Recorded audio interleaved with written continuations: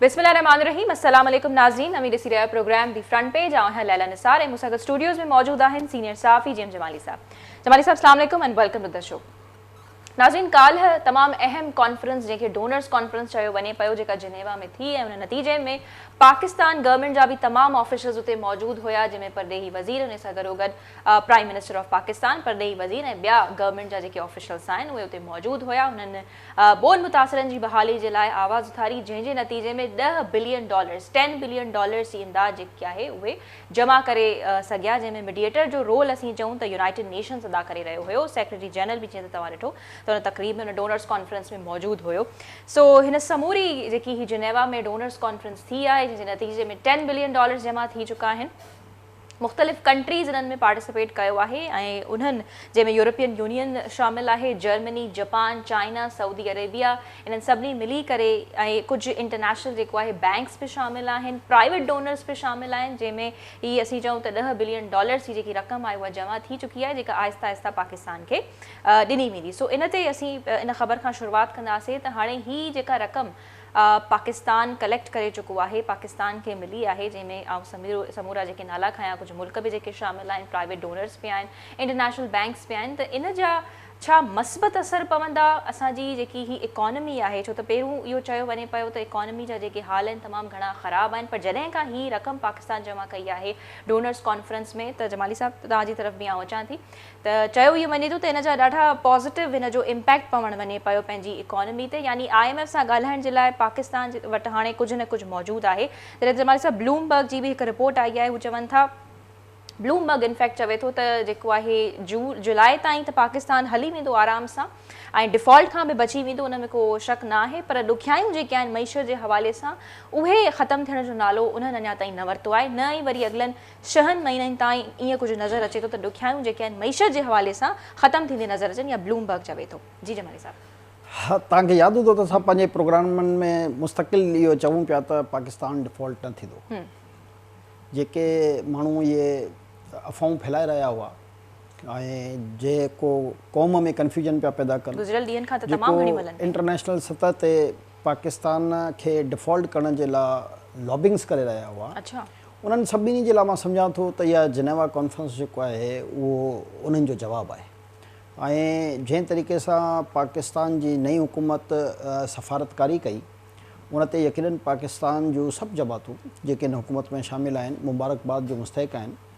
असल में मसइलो ॾिसो, पैसा त हुननि काफ़ी इमदाद जे तौर ते ॾिना आहिनि, मसइलो पैसनि जो कान हो, मसइलो क्रेडिबिलिटी जो हो, मसइलो पाकिस्तान जे उन वक़ार जो हो जेके हिकिड़ो इम्प्रेशन क्रिएट करण जी कोशिशि करे रहिया हुआ त सॼी दुनिया खां पाकिस्तान अलॻि थी वियो आहे, ऐं हिकिड़ो जेको मख़सूस टोलो हुयो उहो इहो इम्प्रेशन ॾियण जी कोशिशि करे रहियो हो त हाणे दुनिया जेको आहे उहो पाकिस्तान सां गॾु न बीठी आहे।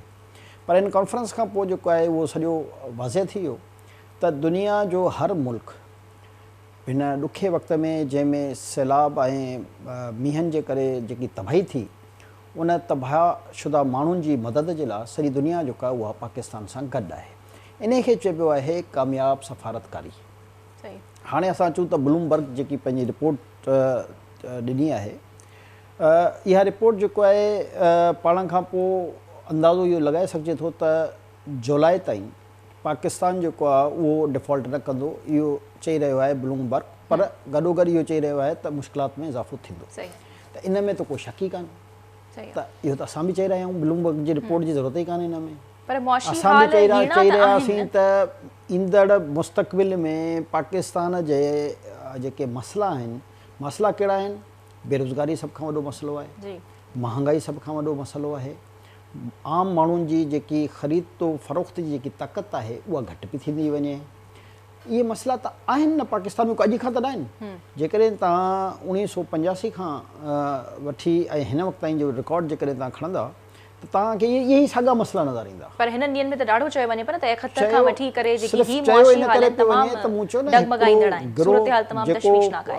जंहिं गिरोह खे हुकूमत हलाइण न आई, जंहिं गिरोह खे हिन मुल्क जी इकोनॉमी जी तबाही जी ज़िम्मेवारी खणणु घुरिजे,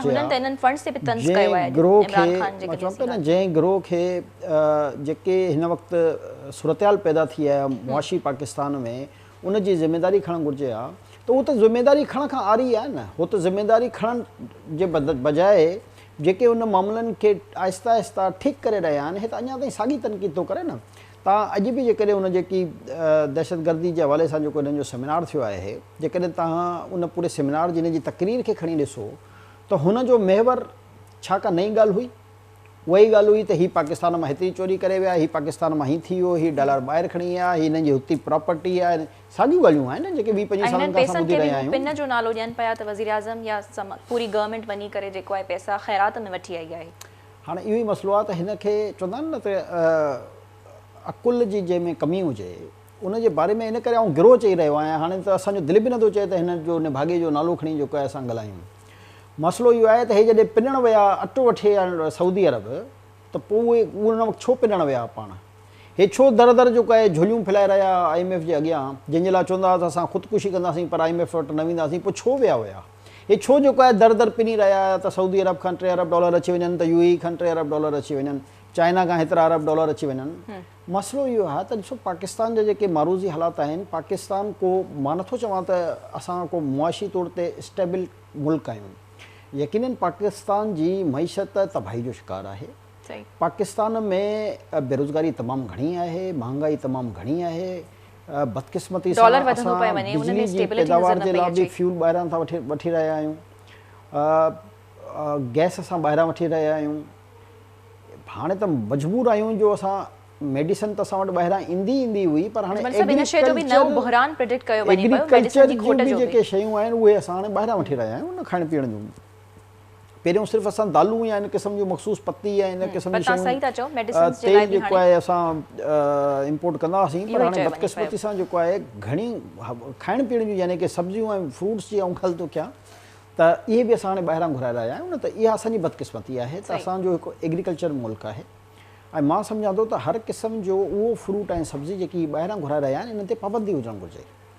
असांखे पंहिंजी पैदावार ते वधि खां वधि तवजह ॾियणु घुरिजे ऐं पंहिंजे हारियुनि खे वधि खां वधि फैसिलिटेट करणु घुरिजे त जंहिं पैदावार में जेकी एक्सपर्टीज़ जेकॾहिं असांजे कुझु आबादगारनि या हारियुनि खे न आहिनि बि, त उहा टेक्नोलॉजी मुतारिफ़ कराई वञे। जीअं चाइना में हिकु बहितरीनु टेक्नोलॉजी तहत एग्रीकल्चर थींदी आहे, टर्की में हिकु बहितरीनु जेको आहे टेक्नोलॉजी तहत जेको आहे एग्रीकल्चर जी असां पैदावार खे वधाए सघूं था। त असां वटि जेको तमामु महदूद वसीला हिन वक़्तु मौजूदु आहिनि जेके बज़ाहिर नज़र अची रहिया आहिनि, पर उनजी बि यूटिलाइज़ेशन सही न थी रही आहे। जीअं असां वटि जेकॾहिं सभ खां वॾो को वसीलो हिन वक़्तु पाकिस्तान जी तक़दीर बदलण जे लाइ आहे त उहो आहे थरकोल। ॿियो जेकॾहिं असां वटि इन क़िस्म जो वॾो मेगा प्रोजेक्ट जेको नज़र अची रहियो आहे उहो आहे ग्वादर पोर्ट जेके असां चऊं था। त असां इन जेकी कुदरत जे तरफ़ां ॾिनल असांखे तोहफ़ा आहिनि उन्हनि जो बि इस्तेमालु सही नथा कयूं। उनजी जेकी यूटिलाइज़ेशन आहे उहा जेतिरी असांजी खपत आहे उन जे मुक़ाबले में तमामु घटि आहे। त हाणे जॾहिं असां पंहिंजा वसीला इस्तेमालु कंदासीं ऐं डिपेंडेंट हूंदासीं त असां ॿाहिरां ई इहे शइ घुरायूं। हिन वक़्तु मिलियन्स ऑफ टन जेको आहे असां कोयलो दुनिया जे मुख़्तलिफ़ कंट्रीज़ मां घुराए रहिया आहियूं, जॾहिं त असां वटि पंहिंजा दुनिया जो सभु वॾो ज़ख़ीरो मौजूदु आहे। अहिड़े तरीक़े सां असां उन प्रोडक्ट्स ते जिते असांजा तमामु घणा, जीअं हाणे 2 अरब खां वधीक जी जेको आहे असांजा माण्हू चांहि पी वेंदा आहिनि रुॻो, त असांखे पंहिंजी एग्रीकल्चर जी हिन प्रोडक्शन ते जेको आहे सभ खां वधीक तवजह ॾियणु घुरिजे। असांखे जीअं हाणे तेल जो तव्हां अंदाज़ो लॻायो त 5 अरब जी जेको आहे असां डॉलर आहे या रुपीज़ आहे मूंखे हाणे ख़बर न आहे, पर जेकी ॿुधल ॻाल्हियूं आहिनि त उनजो त असां रुॻो तेल जेको आहे उहो इम्पोर्ट कंदा आहियूं न। त असांखे सोयाबीन जे लाइ हिते पंहिंजा प्लांट्स लॻाइणु घुरिजनि, हिते पंहिंजी तेल जी प्रोडक्शन करणु घुरिजे, फैसिलिटेट करणु घुरिजे। असां जेसिताईं इन्हनि शयुनि ते फोकस ई तवजह न ॾींदासीं, सॉल्यूशन ॾाढा सवला आहिनि जिन तरफ़ असांजा हुकुमरान बदकिस्मती सां तवजह कोन था ॾियनि। एक्ज़ैक्टली। त असां वटि वसीला अलाह साईं हर क़िस्म जा ॾिनल आहिनि, उन्हनि जी यूटिलाइज़ेशन जो असां वटि मसइलो आहे। कानून मौजूदु आहे, कानून ते अमलदारी जेको आहे उहा न थी रही आहे। अहिड़े तरीक़े सां हिते वसीला मौजूदु आहिनि। ॾिसो न, अलाह साईं असांखे समुंड ॾिनो आहे, अलाह साईं असांखे दरिया ॾिना आहिनि, अलाह साईं असांखे आबाद ज़मीनूं ॾिनियूं आहिनि, अलाह साईं असांखे मौसम ॾिना आहिनि। ॿियनि त दुनिया जे मुल्कनि में न मौसम आहिनि, न मिठो पाणी आहे, उहो त समुंड पाणी खारे पाणी खे जेको आहे मिठो करे ऐं उन सां एग्रीकल्चर कंदा आहिनि।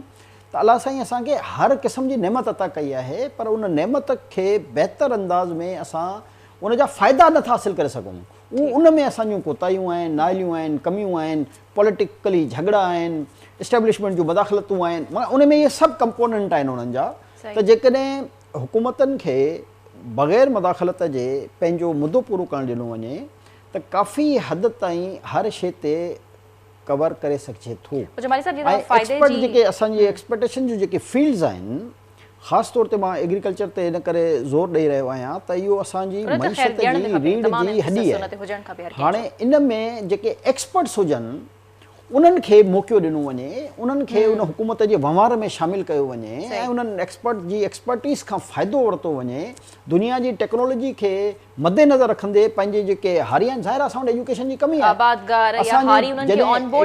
एग्रीकल्चर जॾहिं असां वटि एजुकेशन जी कमी आहे त नेचुरल ॻाल्हि आहे त जेके मक़ामी हारी आहिनि, आबादगार आहिनि, उन्हनि वटि उन टेक्नोलॉजी जे बारे में एतिरी वधीक ॼाण न आहे या उन जा एतिरा वसीला न आहिनि जो उहे शयूं हासिलु करे सघनि। त असां वटि हाणे ॾिसो न, बदकिस्मती आहे असां भाण ऐं ॿिज बि ॿाहिरि था घुरायूं। हाणे इहे उहे शयूं आहिनि जेके असां लोकली ठाहे बि सघूं था। पर फौजी फर्टिलाइज़र आहे, भाण ठाहे थी न, पर उनजी हिकिड़ी कैपेसिटी आहे, इन करे असांखे ॿाहिरां थो घुराइणो पए। त भई तव्हां कैपेसिटी वधायो न, अहिड़ियूं 5 फैक्ट्रियूं बि लॻाए छॾियो, केरु थो मना करे, रोज़गार बि माण्हुनि खे मिलंदो ऐं तव्हांजी प्रोडक्शन लोकली थी वेंदी। तव्हां ते इहो जेको गैर मुल्की ज़र मुबादिला जो प्रेशर अचे थो त हेतिरनि डॉलर जी हाणे हीअ फलाणी शइ परचेस करणी आहे, हेतिरा डॉलर जी, इन में बि तव्हां बची वेंदा।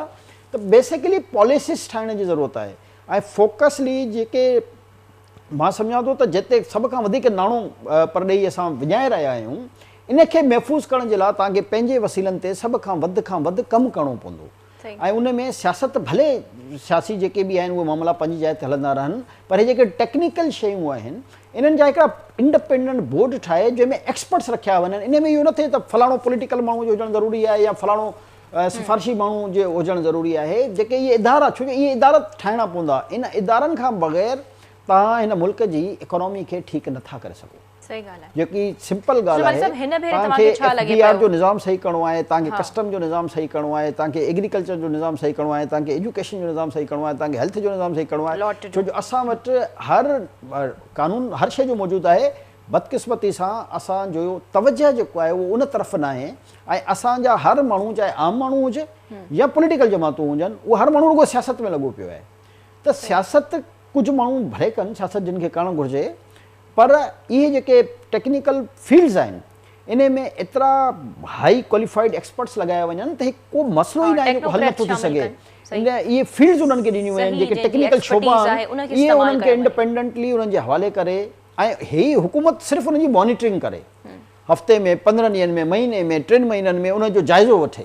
त हाणे जेकॾहिं असां हीउ बोर्ड कंहिं फील्ड जो ठाहियो आहे इंडिपेंडेंट, पर उन में वरी इहे सिफ़ारिशी माण्हू न खपनि, उनमें वरी वैल्यूएशन जो आहे न जेका तमामु घटि ऐं ॾाढे पैसिव अंदाज़ में असीं हमेशह ॾिठो आहे त थींदी आई आहे। जीअं त असीं हर प्रोग्राम में तव्हां त बाक़ाइदा हिन ते ॾाढो एम्फेसिस ॾिनो आहे, असीं हर प्रोग्राम में हिनखे हाईलाइट बि कंदा आहियूं त असल ई शइ इहा आहे जेको रूट कॉज़ चऊं त मॉनिटरिंग ऐं मैकेनिज़म। असीं त इहो वर्ड लफ़्ज़ इस्तेमालु करे करे जमाली साहब ऐं थकिजी पिया आहियूं त मैकेनिज़म दरअसल आहे ई कोन। हुकूमतूं ठाहिण जे लाइ ॾाढो पैसिव पंहिंजो मोड उहो ई साॻियो ई ऑन करे वेठियूं आहिनि। जमाली साहब, हिन भेरे IMF जेको आहे छा अञा वधीक ॾुखियनि शर्तुनि सां अचे पई जेके पाकिस्तान खे मञणियूं पवंदियूं?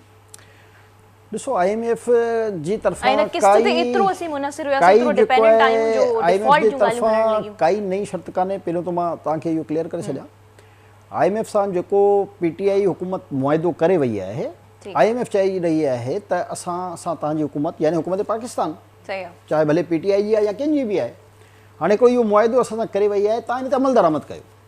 हाणे उन अमल दरामद जे नतीजे में छा थींदो त असां इहो बि क़ौम खे ॿुधायूं, जेकॾहिं उन IMF जे मुआइदे ते मनवन अमल कजे त इहो जेको पेट्रोल जो लीटर आहे इहो थी वेंदो 300 रुपया, यानी एटलीस्ट 276 खां 78 रुपया जेको आहे उनजी क़ीमत थी वेंदी, जेको 100 रुपयो लिवीज लॻाइण जी जेकी ॻाल्हि हले पई। ठीकु आहे, हाणे इहो जेको तव्हांजो डॉलर जी जेकी फ्लक्चुएशन हिननि रोकियल आहे, ज़ाती तौर ते मां हिन जे ख़िलाफ़ु आहियां त फ्लक्चुएशन न रोकणु घुरिजे। जेकॾहिं अप डाउन थिए थी त थिए, घटि में घटि जेके हवाला हुंडी वारा आहिनि उन्हनि जो कारोबार जेको आहे न चमकंदो। हिन फ्लक्चुएशन रोकण सां उन्हनि जो कारोबार अनऑफिशियल जेको वधी रहियो आहे उन सां अल्टीमेटली नुक़सानु वरी पाकिस्तान खे थी रहियो आहे।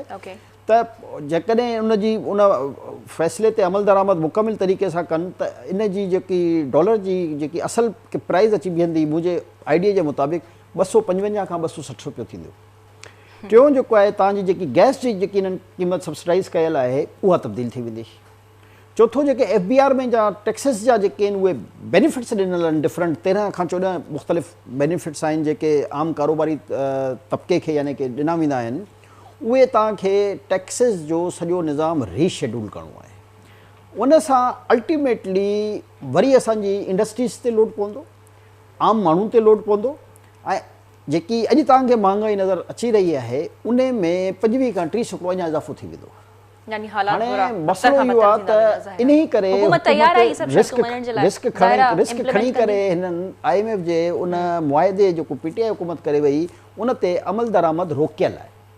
हुननि जो प्रेशर इहो आहे त तव्हांजी हुकूमत पाकिस्तान सां छो एग्रीमेंट कयो आहे इन लोन जे अगेंस्ट, त हाणे तव्हां पाबंद आहियो त उन ते अमल कयो। हे उनजी नेगोशिएशन करे रहिया डिले थियण जो बि सबब इहो ई हुयो। एग्ज़ैक्टली अञा ताईं इहो ई आहे त ही अञा ताईं हुनजो हुनखे कन्विंस करे रहिया आहिनि त असांजे मुल्क जा जेके हालात आहिनि ऐं ख़ासि तौर ते हिन मींहनि ऐं सैलाब खां पोइ अञा वस थी चुका आहिनि, आम माण्हू अॻु में ई घणो परेशान आहे ऐं हिन टैक्सेस जे नतीजे में जेको आहे अञा सॼो बोझ त अल्टीमेटली ॾिसो एंड यूज़र त आम आवाम आहे न। जी बिल्कुलु उहो ई हुन में सॼो जेको अल्टीमेटली बोझ हूंदो भई तव्हां जेकॾहिं कंहिं इंडस्ट्री ते टैक्स लॻाए था छॾियो त ज़ाहिर आहे इंडस्ट्रियलिस्ट पंहिंजे खीसे मां त कान ॾींदो न, उहो उन प्रोडक्शन जी कास्ट वधाए छॾींदो, उहो जेकी प्रोडक्ट हूंदी उहो वरी आम माण्हू ख़रीद थो करे त अल्टीमेटली जेको आहे उहो सॼो प्रेशर जेको आहे एंड यूज़र जेके असां आम माण्हू चवंदा आहियूं उन ते वधंदो ऐं जॾहिं उन ते उहो लोड वधंदो त पोइ वरी अल्टीमेटली माण्हू रड़ियूं कंदा त हाणे महांगाई थी वई आहे। हाणे ॾिसो ही अटे जो ऐं जेको ही बोरान हरे थो मुंहिंजी नज़र में इहो बोरान आहे पर ख़ैर सिंध हुकूमत अनाउंस करे छॾियो आहे त फ़ी किलो जेको आहे अटे जी क़ीमत 75 रुपए खां 95 रुपए जेको आहे थी वई आहे, इहो अनाउंस करे छॾियो आहे हुननि। मुंहिंजे ख़्याल में शायदि शर्जिल मेमन जी प्रेस कॉन्फ्रेंस जेकी कई उन में मूं इहो ॿुधो त उन्हनि 65 रुपया जेको आहे जी 65 सॉरी 65 65 रुपया जेको आहे उहो अनाउंस कई आहे।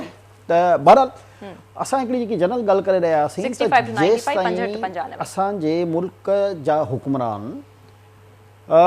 पंहिंजे मुल्क जी प्रोडक्ट्स ते तवजह न ॾींदा, कंहिं ज़माने में असांजी टेक्सटाइल सॼी दुनिया में एक्सपोर्ट थींदी, बदकिस्मती आहे त हाणे टेक्सटाइल बंदि पई थींदी वञे।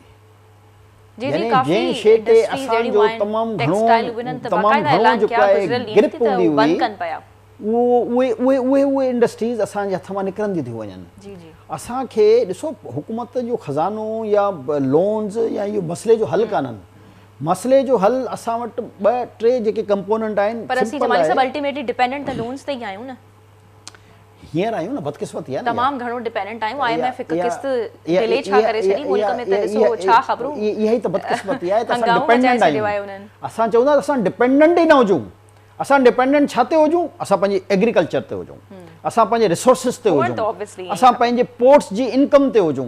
बदकिस्मती सां ग्वादर पोर्ट 22 सालनि खां जेको आहे उहो बसि ईअं ई हली रहियो आहे, जेको जेकॾहिं फुल ऑपरेशनल थी वञे त मां सम्झां थो त पाकिस्तान जे अधु खां वधीक मसइला हिन सिर्फ़ु ग्वादर पोर्ट मां हल थी वेंदा।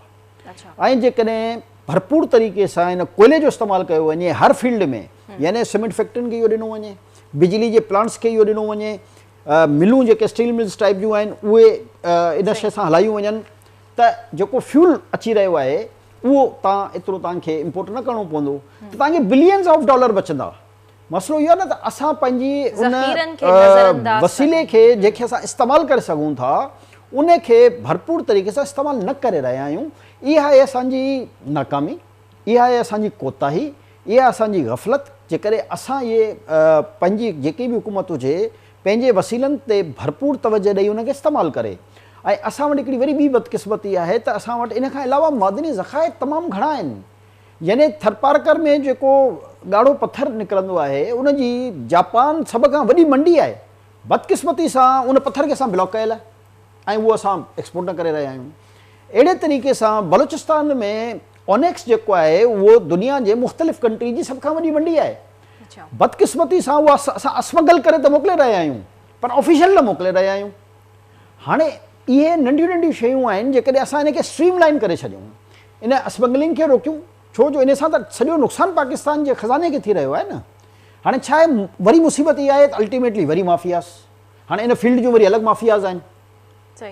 हाणे इहे जेको सिगरेट जी ॻाल्हियूं हलंदियूं आहिनि ही सॼो मां सम्झां थो त इहो सभिनी खे ख़बर आहे, FBR खे सभिनी खे ख़बर आहे त इहो सिगरेट ॿाहिरां एतिरो कान थो अचे, हीअ हब में ठहनि था, पाकेट जी पैकिंग चेंज था कनि, ऐं उन खां पोइ जेको आहे हिते बिलियंस ऑफ रुपीज़ जी सेल थी थिए, हुकूमत पाकिस्तान खे फ़ाइदो कोन थो थिए, छो जो सॼो स्मगलिंग शुदा सिगरेट जेको आहे सॼी हर दुकान ते तव्हांखे इहो मिलंदो। जगह जगह ते हाणे नंढी असां मंडी लगी ॾिसो पई न, आहे। इहे असांजूं कोताहियूं कमियूं आहिनि जिन खे असां स्ट्रीमलाइन नथा कयूं, छो जो इहे जेके माफ़ियाज़ आहिनि उहे तमामु ख़ौफ़नाक आहिनि।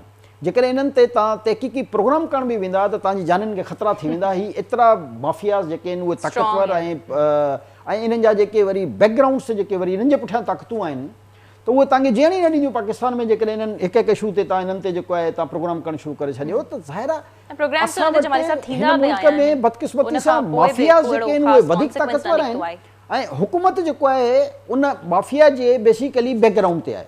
जेकॾहिं हुकूमतूं जेके आहिनि उन माफ़ियाज़ जे चमे मां निकिरी करे ऐं पंहिंजी हुकूमत जी रिट क़ाइमु कनि त दुनिया में हुकूमत खां वधीक ताक़तवर काई शइ न हूंदी आहे, कहिड़े बि मुल्क जे लाइ हुजे। त हुकूमत जी जेकी रिट आहे, जेकॾहिं उहा पंहिंजी रिट मञाइण ते अचे त मां सम्झां थो इहे सभु शयूं स्ट्रीमलाइन थियण को मसइलो ई कान्हे।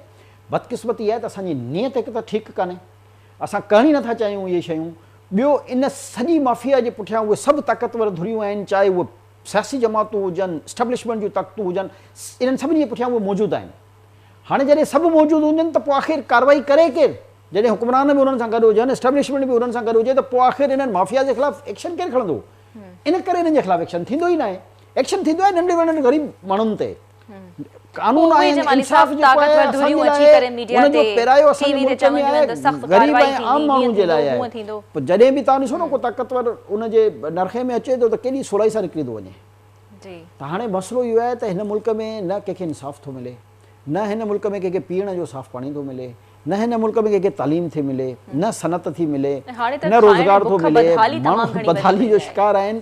त इन्हनि सभिनी जा ज़िमेदार असां सभु आहियूं। अॼु बि ॾिठो हूंदो त खोड़ अहिड़ा क्लिप्स जेके आहिनि वीडियो सर्कुलेट करे रहिया हुआ त माण्हू कीअं हिकु अटे जी गाॾीअ जे पोयां स्कूटर्स जी बाक़ाइदा रैली कढी करे निकिता हुया त उन जेका गाॾी वञे पई अटे वारी त उन खां वठूं। ऐं पंजाब में त इहो जेको अटे वारो बहिरान आहे तमामु घणो संगीन थी वियो आहे।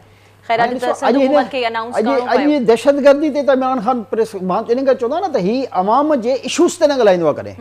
वरी तव्हां मूंखे मजबूर कयो त मां जेको आहे हिन जो नालो खणांसि। मसइलो इहा ॾिसो न, ॿिनि सूबनि में हिन जी हुकूमत आहे, ॿिनि सूबनि में हिन हे ॻाल्हाए थो त जेको आहे अटो उहो हुनजी ज़िमेदारी आहे न कंट्रोल करणु। अच्छा, जंहिं सूबे जी वरी दहशतगर्दी ते ॻाल्हाए रहियो आहे मौसूफ़, उहो सूबो उन में सूबे में कंहिंजी हुकूमत आहे? त दहशतगर्दी ते कंट्रोल करणु कंहिंजो कमु आहे? दहशतगर्दनि जे ख़िलाफ़ एक्शन ऑपरेशंस करणु कंहिंजो कमु आहे? सूबाई हुकूमत जो मसइलो आहे, करे न वञे, केरु थो मना करे? हे सेमिनार ऐं तकरीरूं कंदो छा वेठो? मसइलो इहो आहे त जिते हिनखे कमु करण जो तव्हां चओ न त उते हिनखे मौत थी चढ़ी वञे। ऐं वरी पोइ अची वेंदो त हुनजा 4 फ्लैट आहिनि लंडन में, त हू जेको आहे पैसा हेतिरा हलिया विया, त हू चोर हुया, त हुनजा $60 अरब पिया, त हुनजा स्विट्ज़रलैंड भई तोखे पोड़ा 4 साल हुकूमत मिली त तूं खणी अची आहे न इहे $60 अरब त $200 अरब। हे सिर्फ़ु मुंहुं जा फायर कंदा आहिनि बेसिकली, छो जो हिननि खे न त तमीज़ आहे त हुकूमत कीअं हलाइजे। हिन वक़्तु मुल्क जे ॿिनि सूबनि में हुनजी हुकूमत आहे जिते सभ खां वॾो इहो बहिरान आहे। हिकिड़े में सभ खां बल्कि ॿिन्ही में जेको आहे अटे जो सभ खां वॾो बहिरान आहे ऐं हिक में जेको आहे दहशतगर्दी जो सभ खां वॾो बहिरान आहे। इन ॿिन्ही जंहिंजो हू धणी लॻो पियो आहे, इन ॿिन्ही सूबनि जी हुकूमतुनि जो जेको आहे उहो मालिक लॻो पियो आहे, उन पंहिंजी हुकूमतनि खे बहितर करण जे बजाए हिकिड़ो दहशतगर्दी जो सेमिनार करे रहियो आहे त वॾी मुल्क में दहशतगर्दी वधी वई आहे। ऐं मां चयो त 20 साल अॻु में जेको अमेरिका जी जंग में न वञणु घुरिजे हा। अरे भाई, तो वटि हुकूमत आहे, तूं खण न दहशतगर्दनि जे ख़िलाफ़ु एक्शन, तूं खण न TTP जे ख़िलाफ़ु एक्शन त ख़बर पए। तुंहिंजो पंहिंजो चीफ मिनिस्टर चए थो त मां पंहिंजे हल्के में नथो वञी सघां, तुंहिंजे पंहिंजे मिनिस्टर ऐं MPS खे जेको आहे भते जूं पर्चियूं मिली रहियूं आहिनि, त तूं खे कंहिं मना कयो आहे त पर हाणे बि त इख़्तिलाफ़ हिन सियासी बहिरान जे सूरत में जेको आहे PTI में तमामु घणा वधी न विया आहिनि, छो त हाणे PTI में बि असीं ॾिसूं हीउ जेको बहिरान हले थो, पंजाब वारो जेको एतमाद जो वोट वॾो वज़ीर वठणु वञे पियो, उन में बि काफ़ी स्केप्टिकल सी पोज़ीशन आहे त ख़बर न आहे हू वठी सघंदा या न। कल्ह नून लीग जो बि मुश्तरका इजलास थियो, उन में त हू चवनि पिया त 180 जेके आहिनि मेंबर्स उहे शामिल थिया हुया। सो हिकु त अलॻि सां इहो बि प्रॉब्लम लॻो पियो आहे। ॿिए तरफ़ हू क्लेम कनि पिया त हुकूमत केराईंदा, इलेक्शन जी अञा ताईं हू रिट लॻाए वेठा आहिनि, त हीउ थी छा रहियो आहे जमाली साहब? ॾिसो, असां पहिरियों बि चई रहियासीं न त PTI हमेशह कूड़ जी सियासत कई आहे। हाणे हिकिड़ो सिंपल फार्मूलो आहे, जेकॾहिं 180 मेंबर मौजूदु हुया, बकुल जेकी PTI चवे थी कि कुझु कॉल्स थी अचनि पॉलिटिकल इंजीनियरिंग जे लाइ, इल्ज़ाम बि लॻाइनि था। जेके दावा इहो त उन्हनि जो शुरू खां रोइण पिटण इहो हूंदो आहे न, त हिननि खे इहा ख़बर नाहे न त छांगा मांगा जी सियासत छा हुई। हिननि खे इहा ख़बर नाहे त हिननि जो चेयरमैन जॾहिं PTI जो ठहियो त उहो कंहिंजे वोटनि सां 12 सेनेटर जेको आहे कीअं टोड़िया विया, उन वक़्तु हिननि जी ज़बानबंदी छो थियल हुई। हे सभु कम त इहे पाण करे आया न। हिननि खे इहा ख़बर नही त बलूचिस्तान में हुकूमत कीअं ठही, हिननि खे इहा ख़बर नही त पंजाब में हिननि जी हुकूमत कीअं ठाराए ॾिनऊं, हिननि जो हक़ त कान हो, नून लीग जी तक़सीर त हुई हुते। मसलो जेको आहे उहो इंतिहाई सिंपल आहे त ही सवाइ कूड़ जे ॿी का ॻाल्हि ॿुधणु न चाहींदा आहिनि, ॻाल्हाइणु न चाहींदा आहिनि। हाणे हिननि खे इहो मां त नथो सम्झां त पाकिस्तान में को अहिड़ो माण्हू आहे जेको हिननि खे इहो सम्झाए सघे, छो जो ही सम्झणु नथा चाहिनि। सम्झाए पोइ उनखे आहे जेको सम्झणु चाहींदो आहे। हाणे अचूं त जेको इहो PTI ऐं 180 वोटनि जी था ॻाल्हि कई। हाणे कल्ह जेकी हिन जे अंदरूनी बल्कि अॼु शायदि जेको हिननि जो इजलास थियो आहे उन में कहाणी छा आई आहे त हिननि इल्ज़ाम लॻाए छॾियो आहे PTI PMLQ जे जेको चीफ मिनिस्टर आहे परवेज़ इलाही त उन 300 खां 500 अरब रुपए जी करप्शन कई आहे। इहा आहे हिन जे अंदरूनी इजलास जी कहाणी। कंहिं इल्ज़ाम लॻायो आहे? PTI जेको आहे पंहिंजे वॾे वज़ीर जेके हुननि रखियो आहे क्यू जो परवेज़ इलाही, उन ते इहो एलिगेशन लॻाए छॾियो त 300 खां 500 अरब रुपए हिन करप्शन कई आहे ऐं हिन जी करप्शन जे करे जेको आहे पंजाब में इहे हालात पैदा थिया आहिनि ऐं PTI जी मक़बूलियत ॾाढी किरी पई आहे। हाणे मसइलो इहो आहे त उन जे जवाब में क्यू लीग जे कुझु अॻुवाननि अॼु बयानु ॾिना आहिनि थोरी देरि अॻु में त असांजो मुंहुं न खुलायो वञे ऐं असांखे ख़बर आहे त तव्हां केॾी करप्शन कई आहे, यानी PTI केतिरी करप्शन कई आहे त ही पंहिंजा राज़ हाणे पाण खोलनि इहो ई इमरान ख़ान खे इहो ख़बर आहे त इन जा इहे करप्शन जा। ऐं मां पहिरियों बि चवंदो हुउसि त ही घड़ी ऐं ही त हिकिड़ी मामूली टेलर आहे, छो जो इहे जेके वाइट कलर क्राइम करप्शन हूंदी आहे इन खे साबित करण में थोरो टाइम लॻंदो आहे। आहिस्ता आहिस्ता इशू ज़ाहिर जेसिताईं डॉक्यूमेंट एविडेंस हिन वांगुरु त को हरूभरू किथे एलिगेशन नथो लॻाए न, को पॉलिटिकल माण्हू ज़ाहिर कोशिशि कंदा आहिनि त पहिरियों एविडेंस अचनि उन खां पोइ ॻाल्हाइजे, पर ही पाण में हाणे करप्शन ते विड़ी पिया आहिनि। चाहे चौधरी परवेज़ इलाही हुजे जंहिंखे सभ खां वॾो पंजाब जो डाकू चवंदो हो उनजी ॻाल्हि हुजे, या हाणे PTI जी ॻाल्हि हुजे, जंहिं भोजदार खे परवेज़ इलाही चवंदो त हीउ सभ खां वॾो चोर आहे। अॼु हुननि किसा पाण खुलिया आहिनि त असांखे ख़बर आहे त इहा पीढ़ी जेको आहे हिते केतिरी करप्शन कई आहे। गोगी हुननि नाला खणी चयो आहे अॼु PMLQ जे कुझु लीडरनि। हाणे हिन मां इहो साबित थी रहियो आहे त जीअं जीअं वक़्तु गुज़री रहियो आहे त झगड़ो त हिननि जे दरमियान माल जो आहे न, त हाणे ही माल ते विड़ी रहिया आहिनि, छो जो चीफ मिनिस्टर बहरहाल PMLQ जो आहे उहा हुननि जी मजबूरी हुई, को ख़ुशि हुन में त न रखियो आहे। ऐं जेकॾहिं हू इमरान ख़ान खे हुकूमत विञाइण जो एॾो शौक़ु हुजे हा त पोइ के ख़ैबर पख्तूनख्वा जी हुकूमत खां रिज़ाइन कराए छॾे हा। मक़सदु हुनजो इहो हुयो ई कान, हुनजो मक़सदु हो मीडिया में इन रहणु, हिन पूरे माहौल खे पंहिंजे गिर्द घुमाइणु त जीअं असांजी हुकूमतुनि जो मईशत ॾे तवजो न वञी सघे, जीअं असां सैलाब मुतासिरनि जी मदद न करे सघूं, जीअं आम माण्हुनि खे रिलीफ न मिली सघे। इहो हो हुनजो एक्चुअल गेम। हिन वक़्त ताईं ही ऑन मीडिया हेडलाइंस में उन्हनि जूं ख़बरूं हलनि थियूं, ॻाल्हियूं हलनि थियूं। एग्ज़ैक्टली हो इन मक़सद में हो पाकिस्तान जे अवाम खे रिलीफ न ॾियण में, हो पाकिस्तान खे जी मईशत खे तबाह करण में, ऐं जेको हुनजो इहो एजेंडा हो इन में उहो 100% कामयाबु आहे। पर हाणे उनखे मां सम्झां थो सभ खां वॾो जेको धकु लॻो आहे इहो इन जिनेवा कॉन्फ्रेंस में लॻो, जंहिंमें सॼी दुनिया पाकिस्तान सां बीठी, पाकिस्तान जी कामयाबु सफ़ारतकारी जे नतीजे में ऐं पाकिस्तान जे लाइ $10 अरब जी जेकी हिननि पंहिंजी प्रेस कॉन्फ्रेंसिस में ॿुधायूं डिफरेंट कंट्री जे हवाले सां डिफरेंट रक़म कोड थी आहे, उहो आहे। हाणे त आहिस्ता आहिस्ता उहो भले तंज़ ॾिसो, हिन वटि सवाइ तंज़ जे हिननि कयो छा आहे, हिननि जी सॼी सियासत ई तंज़ कूड़ ते ॿधल आहे न, त हिननि जी त सॼी सियासत ई कूड़ ऐं तंज़ ते ॿधल आहे न। हीअ त इहे चाहिनि न पिया न त इहे पैसा पाकिस्तान अचनि ऐं पाकिस्तान जी कुझु अरसे ताईं जेको ग़रीबनि जो भलो थी सघे, छो जो जेकॾहिं हुकूमत ग़रीबनि खे रिलीफ ॾींदी पोइ त हीउ फारिग थी वेंदो न सियासत मां। त हिननि जी त इहा कोशिशि ऐं साज़िश ई आहे हुई न त पाकिस्तानी अवाम खे रिलीफ न मिले, पाकिस्तानी अवाम परेशान रहे, पाकिस्तान अवाम तंग थी वञे, पाकिस्तानी अवाम रोडनि ते निकिरी अचे। 100 दफ़ा अपीलूं करे छॾियूं, आयो पाकिस्तानी अवाम रोडनि ते? त हिननि खे इहा ख़बर आहे सिर्फ़ु सोशल मीडिया सां जेको आहे सियासत न हलंदी आहे, त तव्हां ट्विटर ते जेको आहे 30-35 हज़ार माण्हू हायर करे उन्हनि खे पघारुनि ते, उहो बि KPK ऐं पंजाब हुकूमत जे पैसनि ते जेको आहे ख़र्च करे, ऐं इंटरनेशनल उहे ताक़तूं जेके पाकिस्तान खे नुक़सानु पियूं पहुचाइणु चाहिनि उन्हनि सां मिली करे तव्हां हिकिड़ो सोशल मीडिया ते कैंपेन्स जेको आहे कंहिंजे ख़िलाफ़ बि करे उनजी जेकी बि इज़त आहे उनजी धजियूं उॾारे छॾियो, त उनजो बि सियासी इंजीनियरिंग जी पॉलिटिकल इंजीनियरिंग जी ॻाल्हि करे रहिया आहिनि, PTI ॻाल्हि करे रही आहे। हूअं ॾिठो वञे जमाली साहिब त थोरी घणी तारीख़ बि त रही आहे न पॉलिटिकल इंजीनियरिंग जी, त ही दुरुस्त ॻाल्हि कनि पिया त पॉलिटिकल इंजीनियरिंग थी रही आहे, या इमरान ख़ान ऐं मुनिस इलाही पाण जेको इल्ज़ाम हणनि पिया एस्टेब्लिशमेंट ते, या उन्हनि खे चवनि पिया त हिननि खे कॉल्स बि अचनि पियूं, पर ख़ैर इन्हनि इहो क्लियर न आहे त कॉल्स केरु पियो करे। क्विकली इन खे थोरो कमेंट करियो। हाणे थींदी हूंदी, मां इन बारे में नथो चई सघां, पर हाणे अचूं त PTI जी हुकूमत कीअं ठही हुई, इन MQM खे, इन बाप पार्टी खे इमरान ख़ान खे वोट ॾियण लाइ कंहिं चयो हुयो? पोइ उन वक़्तु छो न पियो चए त इहा पॉलिटिकल इंजीनियरिंग आहे? मसइलो इहो आहे त इल्ज़ाम ॿिए ते लॻाइणु तमामु सवलो हूंदो आहे न, पंहिंजे गिरेबान में कोन ॾिसंदो आहे।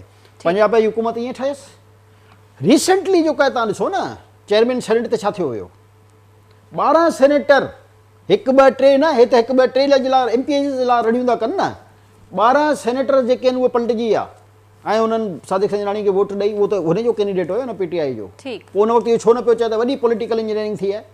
मसइलो इहो आहे त इल्ज़ाम ॿियनि सही आहे जेको तव्हां चवंदो तव्हां ते सवाल हिन मुल्क में इन क़िस्म जी सियासत जी बुनियाद नवाज़ शरीफ़ जे दौर में पई, उन खां पोइ इहा कंटिन्यूअसली जारी आहे ऐं हर दफ़े मां सम्झां थो त पीपल्स पार्टी सां ज़्यादती थी, कॾहिं हुनजा MP खणी वेंदा हुया, कॾहिं में पीपल्स पार्टी पार्लियामेंटेरियन ठाराए छॾींदा हुया। जमाली साहब इन ते असीं ज़रूर डिस्कस कंदासीं पंहिंजे ईंदड़ प्रोग्राम्स में। नाज़रीन असांखे इजाज़त ॾिजो।